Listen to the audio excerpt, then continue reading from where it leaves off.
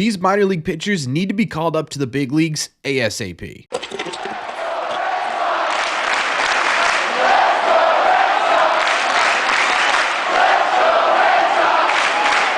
What is going on, everybody? Welcome back to Red Seat Radio. My name is Corbin, and so far we're still pretty early on into the 2024 season for the Red Sox, but between injuries and performances in the bullpen, it feels like they could use some help in there going forward. Luckily for the Red Sox, this is actually one area where they have a lot of depth in. Two guys right now are performing so well in AAA for the Worcester Red Sox that I think it's about time that they get called up to see what they can do at the big league level. So what we're going to do in today's video is we're going to break this down. We're going to talk about who these players are, what they've been doing so far, why they should be called up to major leagues, and what their impact could be at the big league level. But before we get into that, do me a favor. Make sure you guys have hit that subscribe button if you haven't already. If you're new here, we talk Red Sox content almost every single day. Also, make sure you guys have hit the like button on this video as well. It just helps these videos out a ton, and it would mean a lot to me. Don't forget, all episodes are now available on Spotify. If you like to listen on the go or don't want to see this face, you can now click the link in the description down below to listen to these episodes in podcast form.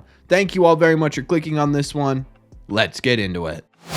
Okay, so like I said in the intro, there are two players on this list that I think the Red Sox could really use at the major league level right now. The first one is a familiar face that we've seen with the Red Sox in brief stints in the past, and that is my friend Zack Kelly, who is currently tearing it up for the Worcester Woo Sox. In 8 innings for the Woo Sox, he's not allowed a single run and just 1 hit. His strikeout rate is up to 28.1%, which is fantastic because last year at the major league level, it was a small sample size, basically about the same sample size as we're talking about right now. It was at 14%. So he's basically doubled his strikeout rate. Now, obviously, there's a big difference between AAA and major league hitters, so that strikeout rate is bound to come down a little bit if he were to be called up, but still, seeing him double his strikeout number is a really encouraging sign, and there's a couple of reasons for this. One, he's added a couple of pitches to his arsenal. He added a cutter this spring training that we talked about a couple of times in a video or two,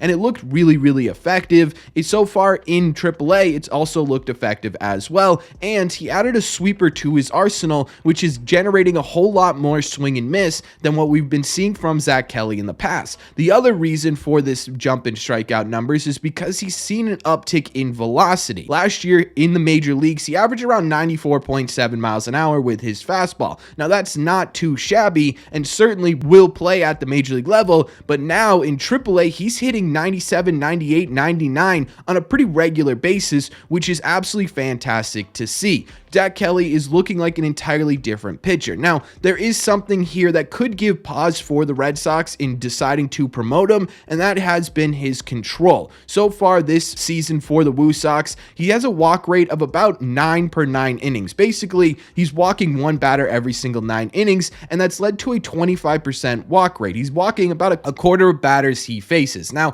that could be a problem at the major league level. We've talked about it a million times. Last year in particular, we saw it a ton. Leadoff walks always come back to bite this team, and right now Zack Kelly's walking a lot of people, which has led to a much higher FIP than his ERA, which is obviously 0 of 4.53. Now, what I will say about these walks is, one, they're not doing damage against Zack Kelly's statistics right now. They are leading to a higher FIP, but he's not letting him score. He's 100% left on base rate, which is a really good sign. And the other thing I'll say about this is Andrew Bailey has been able to do a really great job with pitchers on the 26-man roster of figuring out how to limit walks, right? We haven't really seen a ton of walks from this Red Sox, either rotation or bullpen, to start the 2024 season, and it's worked out pretty well in terms of their overall statistics. I'm wondering if Andrew Bailey could help Zack Kelly gain more control over his velocity in the strike zone. If he's able to do that, Zack Kelly could become a really effective pitcher for the Boston Red Sox, and he kind of fits in with this team right now. Isaiah Campbell just went on to the 15-day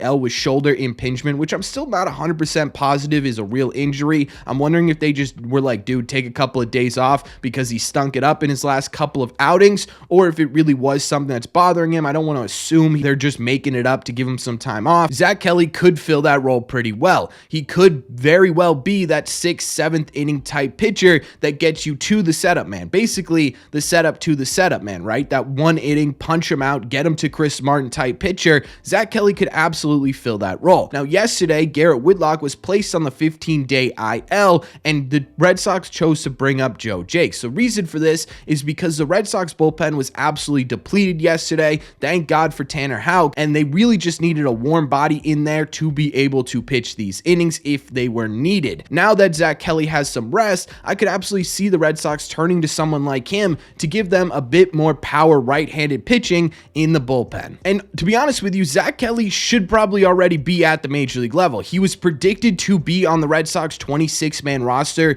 to open up the 2024 season. Unfortunately, he suffered an oblique injury in spring training, and that's really the biggest reason why he is on the Worcester Woo Sox to start the year as opposed to the Boston Red Sox. In my opinion, I think it's high time you got the Red Sox take a chance and see what Zack Kelly can do at the big league level. But he's not the only one I think deserves a chance in the big league, so let's talk about the other pitcher on this list as well.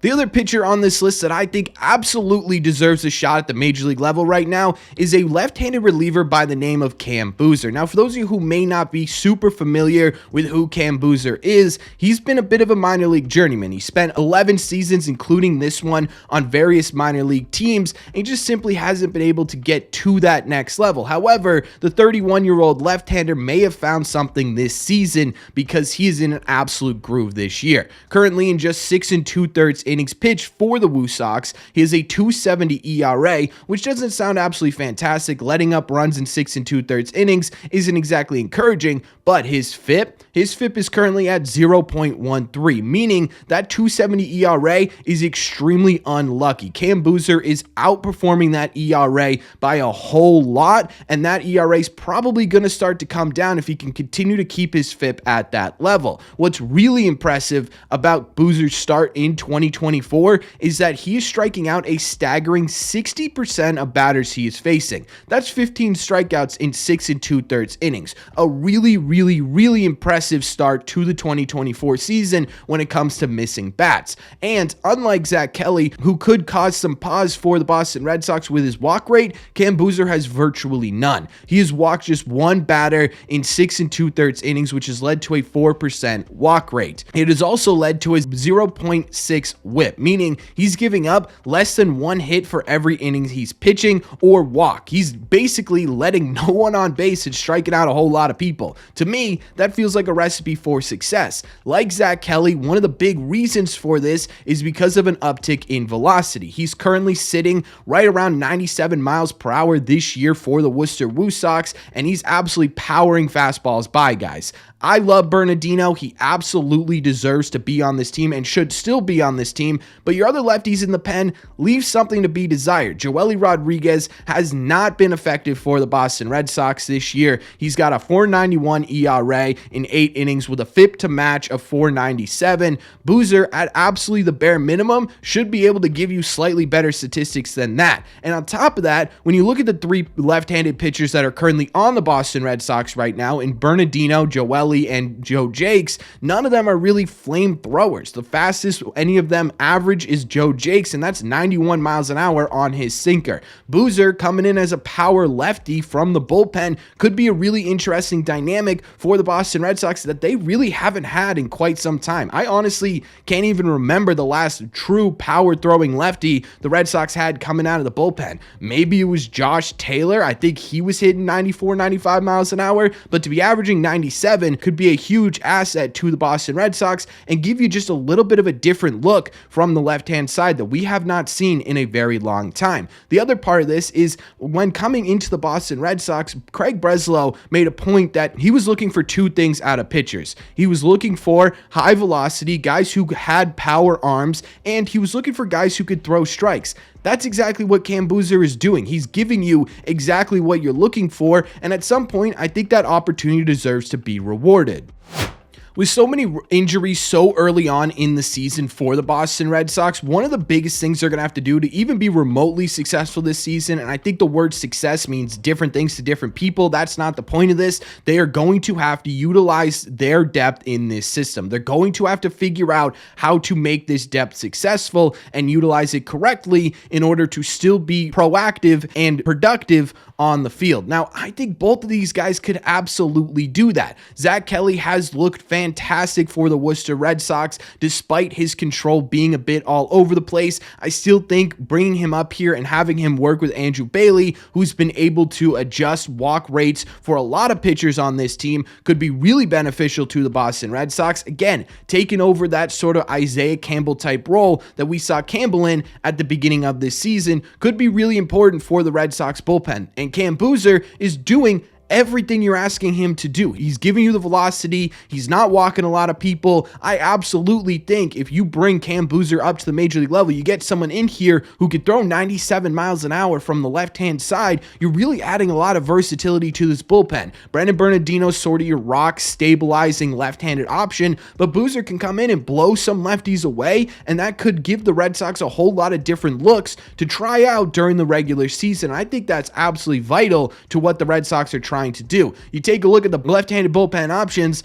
I would trust Cam Booser a bit more than Joely Rodriguez, just because I trust about any left-handed more than Joely Rodriguez. And Joe Jakes hasn't really had any redeeming qualities at the major league level since they used him last year. He's basically a mop-up guy. Cam Booser gives you a little bit more value than that, or at least he should, and I think he absolutely deserves the opportunity to show what he could do at the big league level. I think both of these guys absolutely do. Now, honestly, Joe Jakes, like I said, was basically called up because the Red Sox needed a warm body. They needed someone in that bullpen who was somewhat rested in order to give them innings had they needed it. Thank God for Tanner Houck, who was able to go 9 innings and could complete the Red Sox first shutout since 2022 and the first one at home since 2017. So now that that's happened, the bullpen's completely rested, I could see the Red Sox making a move. There is a chance genuinely that by the time you're watching this video, one of these guys has been called up to the big league level. But until we get to that point, let me know what you think in the comment section down below. Do you think the Red Sox need to call these guys up? Do you think they deserve a chance at the big league level? Is there something in here that you're like, oh, wait a second, maybe we don't call these guys up quite yet? What do you think about needing to call these players up in the comment section down below? As always, if you made it to the end of this video, do me a favor, make sure you guys have hit that subscribe button if you haven't already. If you're new here, like I said in the intro, we talk Sox content almost every single day. Plus, you made it to the end here, you might as well hit that sub button. You also might as well hit that like button as well. It just helps these videos out a ton, and it would mean a lot to me. Don't forget, going forward, these videos are also available on Spotify to listen to in podcast form as well. Link will be in the description down below. Thank you all very much for clicking on this one, and I will see you in the red seats.